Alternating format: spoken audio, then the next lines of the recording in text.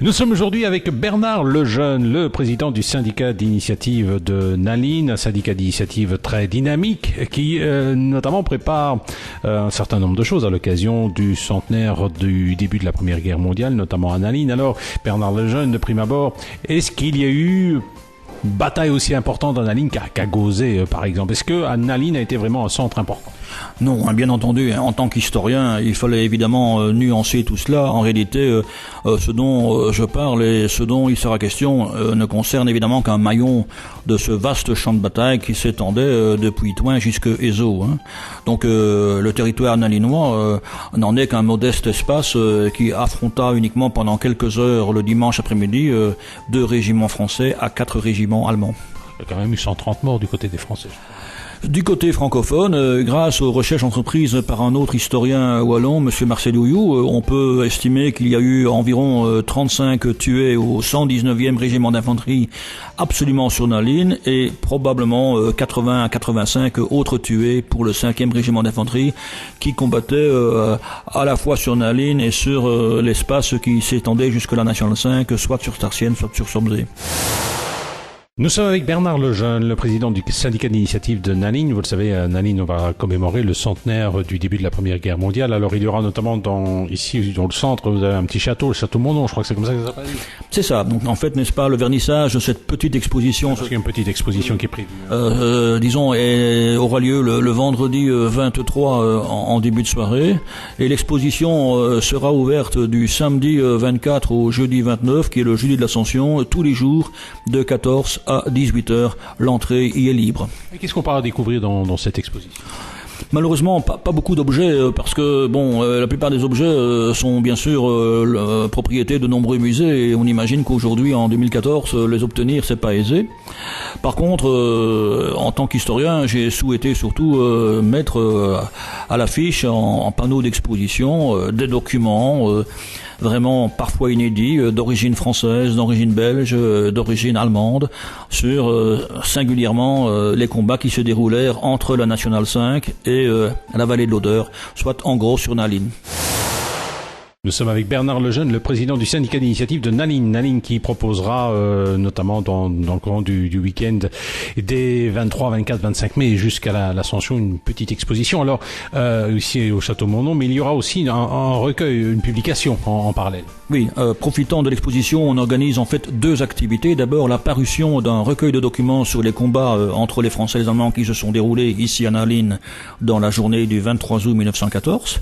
Ce recueil sera mis en vente, bien sûr, pendant l'exposition au prix de 18 €. Il compte 112 pages en format A4 avec un certain nombre d'illustrations en noir et blanc. La couleur, c'était un peu trop cher, mais c'était pas vraiment nécessaire car pour l'époque la plupart des documents sont en noir et blanc ou sépia. Et alors également, deuxième chose, nous organisons une promenade découverte du champ de bataille entre guillemets le samedi 24. Nous sommes là-bas toujours la veille des élections en question, et donc le samedi 24, sous ma direction, nous quittons le village de centre de Naline Centre à 15h et par un parcours d'environ 7 km, 7 km et demi, nous allons parcourir l'endroit où les Français se sont retranchés face au régiment allemand. Nous sommes avec Bernard Lejeune, président du syndicat d'initiative de Naline. À Naline, au Château Mondon, c'est dans le centre de Naline, se déroulera un ensemble d'activités les 23, 24, 25 mai jusqu'au jeudi de l'Ascension. Alors, cela dit, il y a par exemple un hommage. Vous allez rendre hommage à un certain René Philippard, soldat du 119e régiment. Pourquoi ce soldat en particulier ? Eh bien, par devoir de mémoire, René Philippard, en fait, mérite d'être mieux connu dans la mesure où, officiellement, il est réputé avoir été tué à Charleroi le 21 août. Dans les faits vraiment historiques, sa famille qui sera présente justement le week-end de l'inauguration nous apportera un document qui atteste que René Philippard en fait était tué à Naline, puisque sa dernière lettre a été découverte sur son corps par un officier allemand qui, par humanité, il n'y a pas d'autre terme, a pris soin de la transmettre à la famille.